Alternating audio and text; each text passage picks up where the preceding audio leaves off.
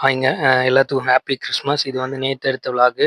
So இப்போம்லாம் டே எப்படி போகுதுன்னா, காலையில எந்திரிக்கும், ரிவிஷன் பண்ணுறோம். தென் வந்து ஒர்க் பண்ணுறோம். அதுக்கப்புறம் வந்து ஈவினிங் வந்து ஒரு கரண்ட் அஃபேர்ஸ் படிக்கேன்.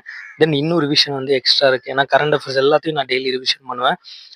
அப்படி போகிறதுனால இப்போ புதுசாக படிக்க டைமே இல்லை. பட் இருந்தாலும் நான் அப்பப்போ வந்து ஜென்ரல் அவேர்னஸ் வந்து படிச்சுக்கிட்டே தான் இருப்பேன். ஒரு 20 நிமிஷம் 30 நிமிஷம் எனக்கு கிடைச்சா கூட ஒரு 10 11 மணிக்கு மேலே உட்காந்து கொஞ்சமாச்சும் முடிச்சுட்டு தான் தூங்குவேன். ஏன்னா கொஞ்சம் கொஞ்சம் படிச்சாலே அது வந்து பின்னாடி போகும்போது நமக்கு ஒரு அது நெறைய முடிச்ச மாரி தெரியும். அதனால தான் டைம் கிடைக்கும்போது படிங்க. நானும் அப்ப அந்த மாரி தான் பண்ணிக்கிட்டு இருக்கேன். பார்ட் டைம் தானே அதனால டைம் கிடைக்கும்போது படிச்சுக்கிட வேண்டியது. ஆனா எப்போதும் ஒரு 1 மணி நேரம் ஒர்க் டைம்ல வந்து நேப் எடுப்பேன். அப்போ வந்து நான் எதுவும் படிக்க மாட்டேங்க. சும்மா ஜஸ்ட் ஒரு நேப் மட்டும் தான்.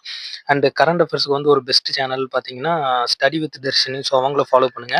நான் வந்து ஃபர்ஸ்ட் என்னோட சேனல வந்து ஃபாலோ பண்ணுவேன். அதுக்கப்புறம் தான் அவங்களோட சேனல.